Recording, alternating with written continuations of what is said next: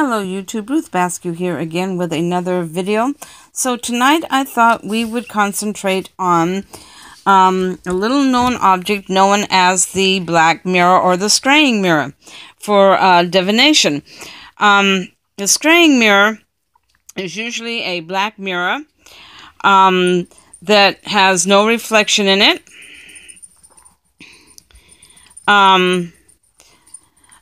Okay, a black gazing mirror seems to work better for some people than a crystal. It is not difficult to make one for yourself. You need a piece of glass free of flaws and imperfections.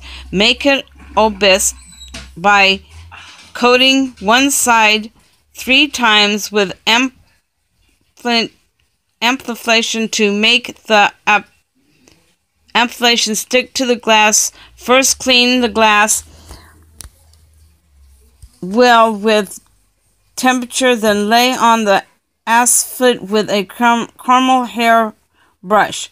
A much easier method is simple to spray the back side of the glass with a good black enamel paint.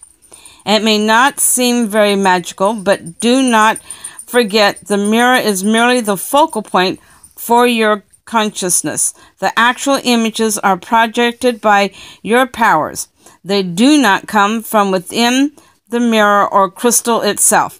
So when you make a glass mirror, they was talking about something I couldn't pronounce particularly right because I'm not that good with certain words.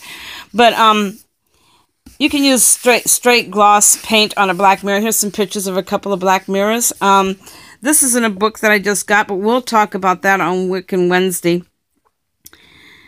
So the black mirror, I've actually had a black mirror, and I used it for quite some time, and my images were really, really cool that I got from it. I was seeing images in it that I thought were really interesting, and it's actually in my black mirror that the first time I actually ever saw a figure of Santissia Morte, but at the time I didn't know who she was. I didn't know anything about her. I was still quite young and still learning the craft, so it didn't dawn on me at that point when I think I was like 23, 24 when I first saw her. And so it didn't dawn on me who this was, and I just assumed it was a shrouded figure that was either one of my ancestors or death itself, but I never tied it into Santissia Morte. So, that being said, with these, you need to be in a dark room, and the mirror needs to be black. You need to you can light 1 or 2 candles on either side of it, but make sure that the flame does not reflect in the mirror itself. You can have crystals that help with psychic abilities in that area, and you will sit and you would center yourself, ground yourself, clear your mind, and then concentrate focusing on what you wanted. For instance, if you really wanted to reach out to one of your family members or an ancestor from the past, and you wanted them to communicate with you, then you would concentrate on them. You would hold images of them in your mind or their name in your mind, and you'd concentrate on them. And then you would, eventually they would come to you if they could. You could see them, and you could talk to them through imagery and and even actually hear them.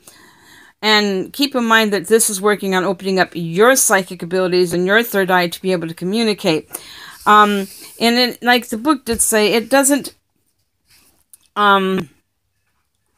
It takes time to do this. It isn't done right away. It took me, I think, when I first started doing it, a year before I ever even saw anything.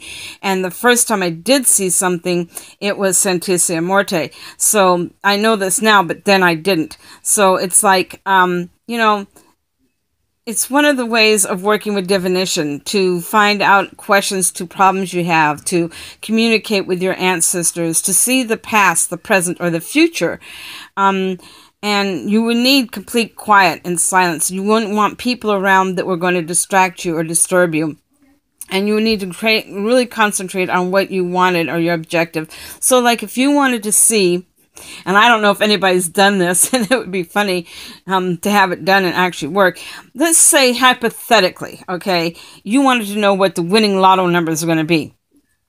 Well, try it with a with the black mirror. See what happens. See what numbers that mirror will show you. And then play those numbers. And good luck on winning. I didn't think about that until now, but, you know, give it a shot. See what happens. Let me know. I'm curious about that one. You know, if you wanted to find an answer to a problem you have, you can use the black mirror for that too. You would concentrate on this issue you have, and you would concentrate on an answer from the straying mirror, from your spirit guide, who would help you find that answer. Because it's true that, for me, it's like any divination thing that you use, you can find answers in, and it's your spirit guides that usually will lead you to these answers. And I feel most strongly that that's probably mostly true with the black mirror. So like if you're using the black mirror and you're looking for answers to a problem, turn to your spirit guide and see if they can help you through the voice of a black mirror. I am making a new black mirror, as the one I originally owned got broke in my move a while back. So I am in the process of going to make a new one. I'm going to pick up an oval-shaped picture frame, and I plan on painting it black so that I could have a whole new mirror. And I'm going to use the picture frame that it comes in as the frame for my black mirror.